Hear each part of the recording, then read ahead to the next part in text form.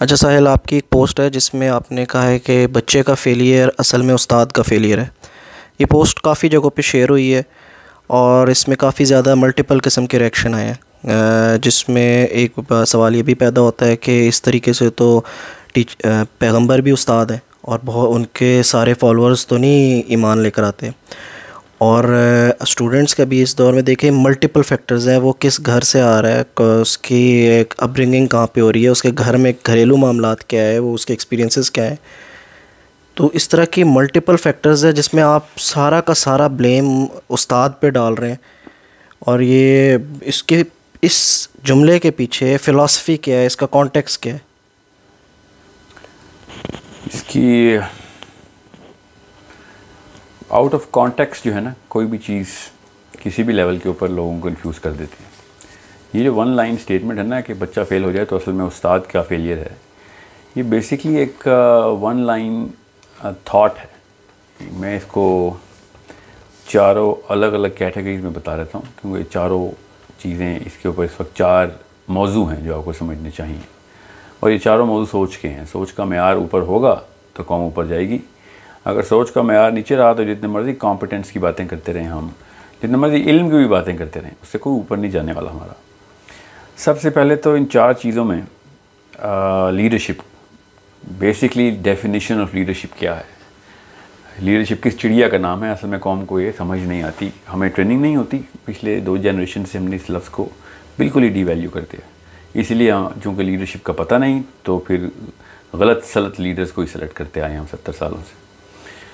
Leadership का जो basic यहाँ पे जो नुक्ता बिठाया है मैंने, वो ये है कि जब एक घर में कोई भी बच्चा गलत काम करता है ना, तो घर का बाप डायरेक्टली ज़िम्मेदार होता है उसका। कोई भी लीडर अपनी तमाम रैयत के तमाम गलतियों का जवाबदेह है, ये उसका ज़िम्मा है, वरना वो लीडरशिप रोल पे होने के काबिल ही नहीं। तो ये लीडरशिप की तो बेसिस है कि कोई बच्चा जो है ना वो अगर फेल हो रहा है या नाकाम हो रहा है या नहीं वो उस सतह पे आ रहा, तो ये लीडर का कसूर है, इसमें बच्चे का कसूर नहीं है।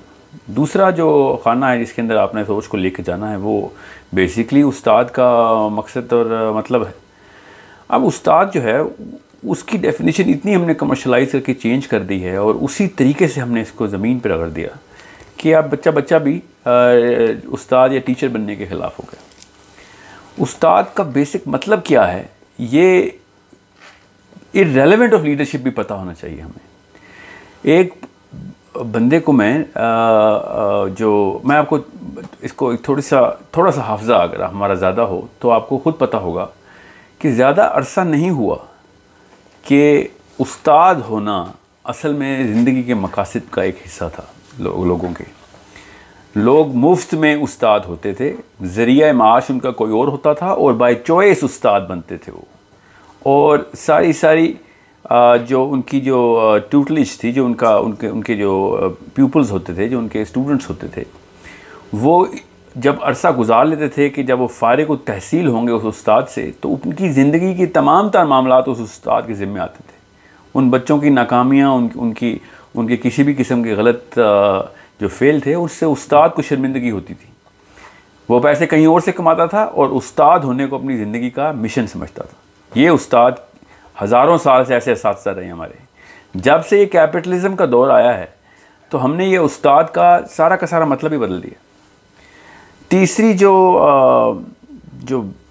खाना इसमें आपने ज़रूर खोलना है सोच का, वो बेसिक कॉन्ट्रैक्ट है, अहद।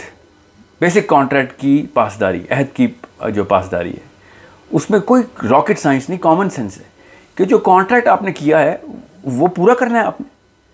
उसमें कौन सी कोई अजीबोगरीब सी बात है। अगर आप एक गाड़ी के मैकेनिक को भी बुलाएं ना और वो आपकी गाड़ी को देख के कहे ना यहाँ ये काम मैं ठीक कर लूँगा, और वो ठीक ना कर सके, तो एक मैकेनिक के अंदर भी, जो बगैर किसी स्कूल का भी जाता ही नहीं है स्कूल, उसके अंदर भी सेंस होती है कि मैं इस बात के पैसे नहीं ले सकता आपसे, क्योंकि ये मुझसे काम नहीं हुआ। आप मैकडॉनल्ड्स या KFC जाएं और बर्गर ख़राब मिल जाए ना, तो उसके वो पैसे नहीं लेते आपसे। जब आप एक एक्सप्लिसिट ऐलान करते हैं और इतना बड़ा ऐलान और वादा करते हैं और A ग्रेड्स के पोस्टर लगाए होते हैं तमाम स्कूल्स ने, गली मोहल्ला के स्कूल ने भी और इंटरनेशनल चेन्स ने भी, कि इतने % A ग्रेड्स हम लेके देते हैं अपने बच्चों को, तो ये एक इम्प्लिसिट ऑफ़र होती है कि जो भी इंसान आएगा उसके साथ हम ये वाले स्टैंडर्ड्स के ऊपर आपको ट्रीट करेंगे। ये कॉन्ट्रैक्ट होता है। अब इस बिना के ऊपर तो माँ बाप को कोर्ट जाना चाहिए लिटरली, कि इन्होंने हमसे वादा किस चीज़ का किया था और साल के एंड में कहते हैं कि आपका बच्चा इस काबिल नहीं है। You should be refunding the fees of the people.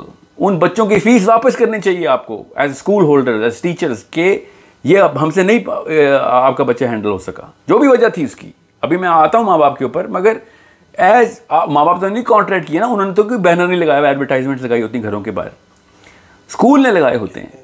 Basic contract है ये आपका, ये बेसिक अहद किया, वादा करते हैं आप माँ बाप के साथ। फिर जब स्कूल टीचर की बारी आती है तो उसके ऊपर ये तीनों तकाजे लगते हैं, लीडरशिप का भी, उस्ताद के तमाम रमूज उसके अंदर पूरे के पूरे शामिल करें, और ये कॉन्ट्रैक्चुअल ऑब्लिगेशन आपकी पूरी होनी ज़रूरी है एज ए टीचर। आपको घर की रखवाली के लिए ज़िम्मा लगाया गया है तो घर की एक एक चीज़ आपके ज़िम्मे में आती है। जब एक रेवड़ की निगहबानी के लिए किसी को भेजते हैं तो एक एक भेड़ काउंट होती है, फिर को ये नहीं होता कि जी 99% वापस लेके आया हूँ। एक पायलट जब जहाज़ को लैंड करवाने के लिए टेक ऑफ करवाता है तो ये कॉन्ट्रैक्ट नहीं करता कि 95% जहाज़ों पैसेंजर्स को मैं पहुँचाऊँगा। ये हो ही नहीं सकता कि आपके इम्प्लिसिट कॉन्ट्रैक्ट के अंदर ये बात as a regular basic understanding माँ बाप के पास ना जाती हो। ये बड़ा आसान सा तरीका बता रहा हूँ आपको कि जितने % बच्चे जो ए ग्रेड लगा के फिरते हैं ना अपने स्कूल्स अपने सामने, जितने % बच्चे ए ग्रेड पे ना आए, समझ लें 20% नहीं आए, तो इनको 20% फीस पूरे स्कूल की रिफंड करनी चाहिए कि हमसे ये वादा पूरा नहीं हुआ। और फेल होने वाले बच्चे को तो पूरी तरह रिफंड करना चाहिए आपसे कि मुझसे हैंडल नहीं हुआ। ये साल तक आप उसको रगड़ते रहे, उसके बाद आपने बताया, उस वक्त के तो कोई कॉम्पनसेशन है ही नहीं ना, जो साल पूरा ज़ाया किया आपने उस बच्चे का। ये तो 5-5, 6-6 साल रगड़े होते हैं, 10-10 साल रगड़ते हैं बच्चे को मुश्किल से, बेरली ही, और मतलब मैं क्या इस तफसील में जाऊँ। It's a very basic thing. और जो चौथा खाना है जो आपने सवाल किया ना कि अंबिया के भी, हज़रत नूह के भी कुछ ही फॉलोअर्स थे और अंबिया के भी पूरी की पूरी कौमें तो फॉलो नहीं करती। एक कॉन्सेप्ट है उसको ट्यूटलेज कहते हैं। ये इतना बेसिक कॉन्सेप्ट है, मैं बहुत हैरान होता हूँ कि ये क्रिश्चियंस के अंदर ये बीमारी नहीं आई, यहूदियों के अंदर तो बिल्कुल भी नहीं आई। ये सिर्फ मुसलमानों के अंदर बीमारी आई है कि अपनी किताब के बारे में कोई भी कमेंट करने के लिए इल्म की ज़रूरत नहीं रखी हमने। मतलब आइंस्टाइन की थ्योरी को रिफ्यूट करते हुए तो कोई मुसलमान नहीं चीखो पुकार करता, क्योंकि साइंस नहीं पता होती। मतलब केमिस्ट्री की चीज़ें नहीं पता तो चुप, फिज़िक्स की चीज़ें नहीं पता तो चुप, मगर इस्लाम की चीज़ें नहीं पता तो इतना बड़ा मुंह खोल लेते हैं हम कि जी वो इस्लाम में ऐसे नहीं है। There is a basic concept. बग़ैर इल्म रखे इस्लाम को किसी भी स्टिपुलेशन को इन्वोक नहीं कर सकते हम। मैं आपको वो स्टिपुलेशन बताता हूँ। पहली बात तो अंबिया के ट्यूटलेज के ऊपर ऐसे कैजुअल कमेंट नहीं कर देते होते, ये बहुत बड़ी बेअदबी होती है। अंबिया के ट्यूटलेज में 100% रिज़ल्ट रहे हैं। जितने भी लोग अल्लाह जिसको प्रीचिंग और टीचिंग का फ़र्क नहीं पता, वो कमेंट ना करे इस तरह के। प्रीचिंग के ऊपर हिदायत का कॉन्सेप्ट है, अल्लाह ने कहा है वो मैं खुद दूंगा जिसको मैंने चाहूँ। मगर tutelage is not preaching, tutelage is teaching. Allah ताला के नबी अलैहि सलाम ने कहा कि मेरे तमाम सहाबा सितारों की मानंद हैं, जिसका भी पीछा करोगे पहुँच जाओगे। इसका क्या मतलब है कि जिस बंदे को अल्लाह के नबी अलैहि सलाम ने ट्यूटलेज में लिया था, उसकी गारंटी प्रॉफेट सल्लल्लाहु अलैहि वसल्लम भी खुद भी दे रहे थे, और उम्मत को जितने भी हम इल्म के कारनामे सहाबा ने दिखाए वो हमारे सामने हैं। There is no question about the tutelage of any prophet अलैहि सलाम। हज़रत मूसा के डिसाइपल्स, हज़रत ईसा के डिसाइपल्स, अल्लाह के नबी अलैहि सलाम के सहाबा, ये सब ट्यूटलेज में आते हैं, तदरीस के अंदर आते हैं। जिनकी नबी तदरीस करते हैं वो फेल नहीं होते, वो 100% रिजल्ट के साथ ही आते हैं, वो 1,000,000% रिजल्ट के साथ उन्होंने उम्मत को रोशन किया है। So don't just comment on the Islamic stipulations. ये याद रखिएगा। मैं आपको अभी टेक्निकलिटी में जान के नहीं जा रहा हूँ इस वक्त, हल्की सी मैं आपको एपिडर्मल लेवल पे बता दूँ। इसको जामे कलमी कहते हैं। ये एक टेक्निकल वर्ड है। जामे कलमी का मतलब होता है कि अल्लाह ताला का फ़लसफ़ा ही नहीं क्लियर लोगों को। अगर लोग समझ रहे हैं कि अंबिया भी नाउज़ुबिल्लाह 100% रिजल्ट नहीं देके आए। जामे कलमी होती ये है, जवामे कलम, अल्लाह के नबी अलैहि सलाम ने खुद अपने बारे में भी इरशाद फरमाया कि जवामे कलमी है क्या, कि मैं किसी भी बंदे को, बच्चे को, कोई भी टीचर दुनिया का, कोई भी इंसान जो गैर नबी हो, वो जब किसी भी बंदे को ट्रू कॉन्सेप्ट भी समझाता है ना, तो वो अपनी अंडरस्टैंडिंग दूसरे के बंदे के दिमाग के ऊपर आया करता है, और उसके बीच में जो भी ब्रिज बनता है उसमें कमी कोताही रह सकती है। कॉमन सेंस की बात है। मैं कुछ समझाऊंगा आपको, आपका दिमाग अपने बैकग्राउंड से कोई पिक्चर निकालेगा, मैसेज कुछ और होगा, पहुंचेगा कुछ और। ये आम इंसानों की कम्युनिकेशन का ब्रिज है, ये कॉमन सेंस है। अगर इस ब्रिज के ऊपर डिपेंडेंट अल्लाह की हिदायत नीचे आती तो फिर तो अल्लाह ताला ने ही खयानत कर दी थी। नाउज़ बिल्ला, नाउज़ बिल्ला। अल्लाह ताला अपने अंबिया को जामे और क़लमी के थ्रू प्रीचिंग की और टीचिंग की बात करते हैं कि जब अल्लाह ताला के नबी अलैहिस्सलाम की ट्यूटलेज में कोई बंदा आ जाएगा तो कोई ऐसी कसर नहीं रह सकती। एक नबी जब कलाम कर रहा होता है तो कोई ऐसी कसर नहीं रह सकती कि जो पिक्चर नबी अलैहिस्सलाम के जहन में है वही एज इज़ पहुंचानी अल्लाह ताला का ये काम है। वरना वो अल्लाह ताला का पैगाम पहुंचाया ही नहीं नबी अलैहिस्सलाम ने, या किसी भी नबी ने। इस कॉन्सेप्ट के बारे में लाइल्मी जो है ना, वो इस तरह के कमेंट्स करवाती है कि नाउज़ बिल्ला इतना बड़ा कमेंट कर देते हैं कि नबियों के भी फॉलोअर नहीं रहे। इसका मतलब है कि इम्प्लिसिटली अब यह कहा है कि नबी भी फेल हुए। सो ट्यूटलेज को, टीचिंग को प्रीचिंग से मिक्स ना करें। प्रीचिंग हिदायत का कॉन्सेप्ट है और टीचिंग तदरीस का कॉन्सेप्ट है। ये बहुत बेसिक्स हैं। ये लीडरशिप के किसी और ही पेडेस्टल पे होते हैं अंबिया। ऐसे रिलीजन को ना इन्वोक कर लिया करें। अपनी पहले बेसिक्स ठीक कर लें हम सब, और सोच के मेयार को ऊपर लेके जाएं। टीचर पहले मुफ्त में पढ़ाते थे और सारी उम्र का जिम्मा लेते थे।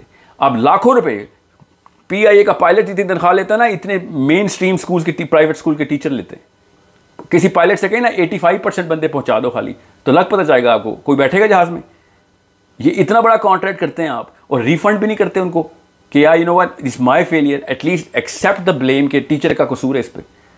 सो there is a lot more to the picture. ऐसे नहीं हम कह सकते कि वो लोगों के बच्चे ही ख़राब हैं। अल्लाह ताला ने जिस स्टेट के ऊपर ब्रेन को बनाया है वो पहले समझें। Most of the teacher, and I know all educationist should listen to this, most of the teachers have absolutely no idea of the human psychology, let alone child psychology and child upbringing of the brain stem in the systems. So machine का manual हाथ में देते नहीं हैं, और वो machine के अंदर फिर सारे के सारे कार्रवाई करने के लिए बच्चों को भेज देते हैं। तो टीचर ने वही करना है, फिर इल्ज़ाम माँ बाप के ऊपर डाल देते हैं। माँ बाप ने नहीं कहा था कि हमारे पास बच्चे भेजो, हमने उनसे कहा था हमारे पास बच्चे भेजो। हम इस बात की प्रॉपर फीस ले रहे हैं, हम आपसे पैसे लेके कॉन्ट्रैक्ट कर रहे हैं। So understand the concept in totality before putting anything के मल्टीपल रीज़न होते हैं इसके अंदर और भी बड़े मसाइल होते हैं। आपने जिम्मा क्यों लिया अगर आपको इतने मल्टीपल रीज़न हैं? पुलिस वाले पता है रिश्वत किस बेस पे लेते हैं कि महंगाई बहुत है। मल्टीपल रीजन है हमारे पास रिश्वत लेने के। बुराई के हज़ारों मल्टीपल रीजन होते हैं। लीडरशिप के पीछे कोई रीजनिंग नहीं होती। लीडरशिप के पीछे प्लेज होता है कि if I can not do it I won't do it, but if I can I will not take every single bits of responsibility, every mistake of the group or the family or the company. Every single mistake is the mistake of or ownership of leadership.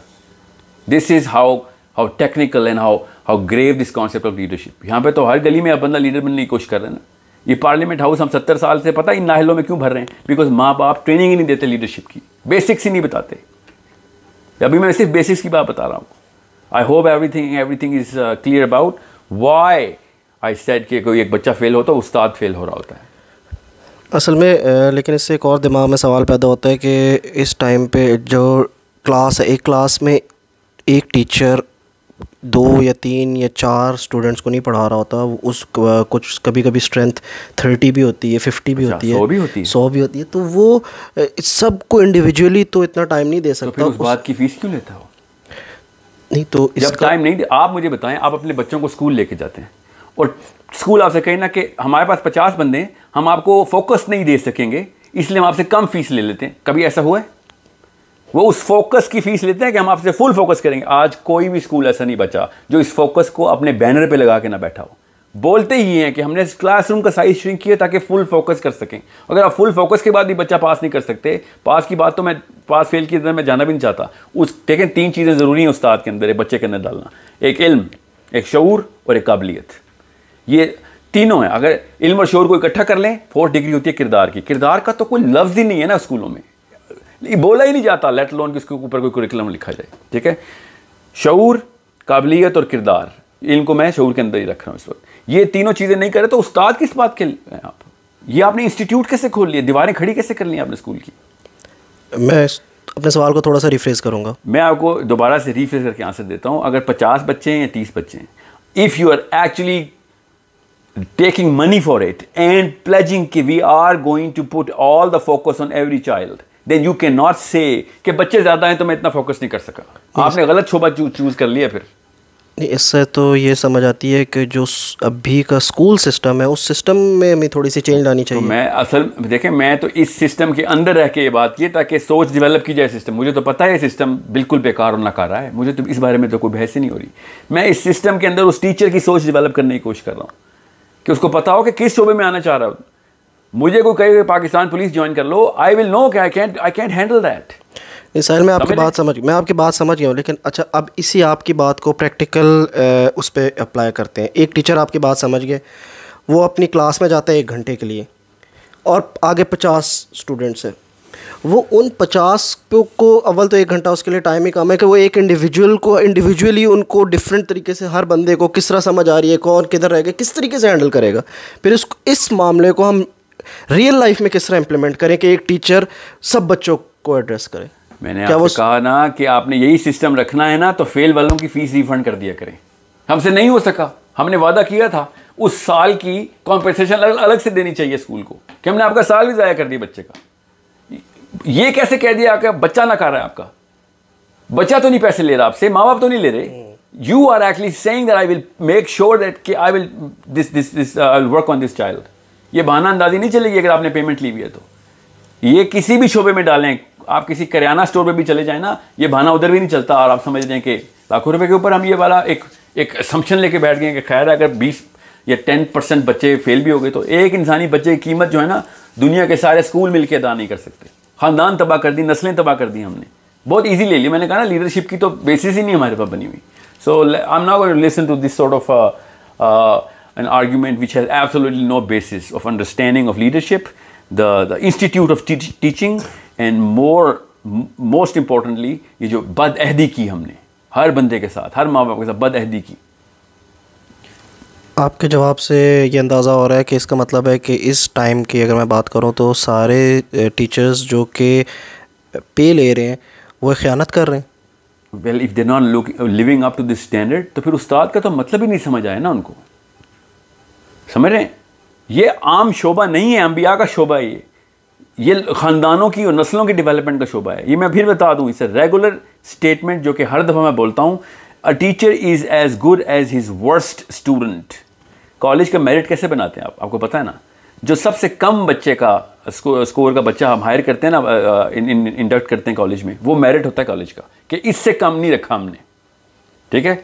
जो सबसे weak student होता है ना वो आपका teacher का merit होता है। तो जो बच्चा फेल हो रहा है ना वो असल में टीचर की औकात इस तरीके से बताता है। अब आपको खैर कोड पूरी तरह समझ आ जाएगा कि फेल होने वाला बच्चा असल में मेरिट है उसकी टीचिंग एबिलिटी का, कैपेबिलिटी का और मोस्ट ऑफ ऑल उस इंस्टीट्यूट का। This is how simple.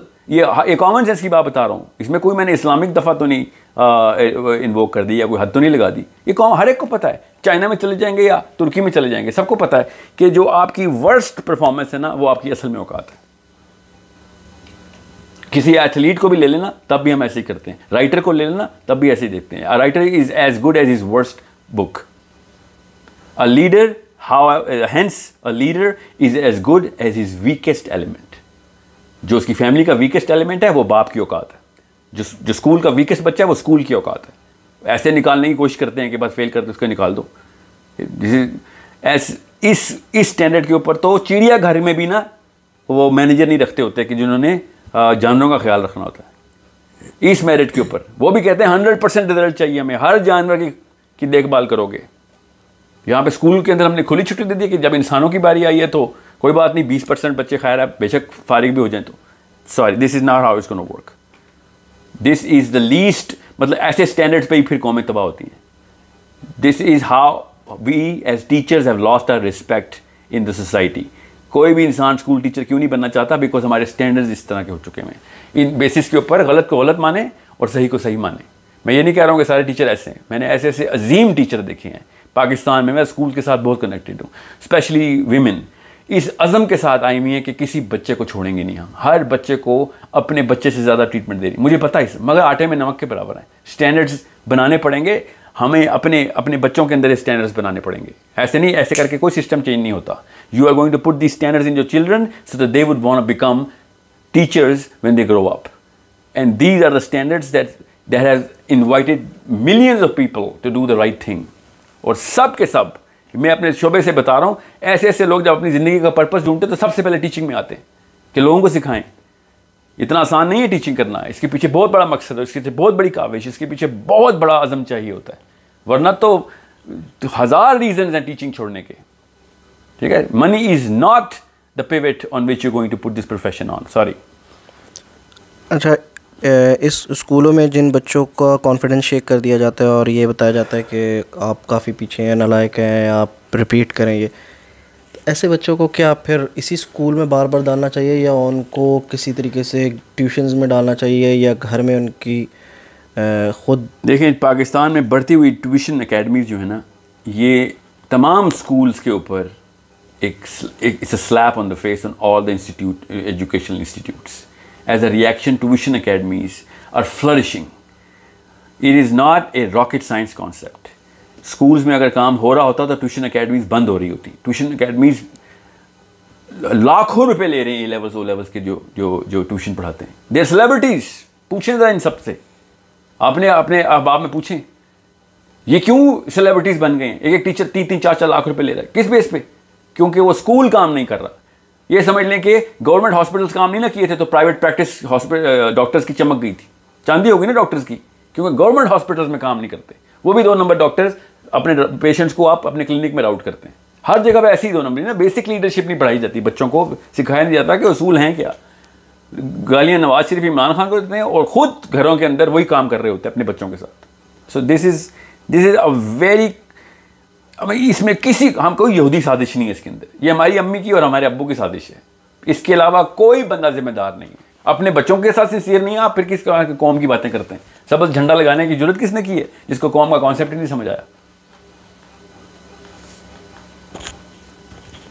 Thank you very much Sahil.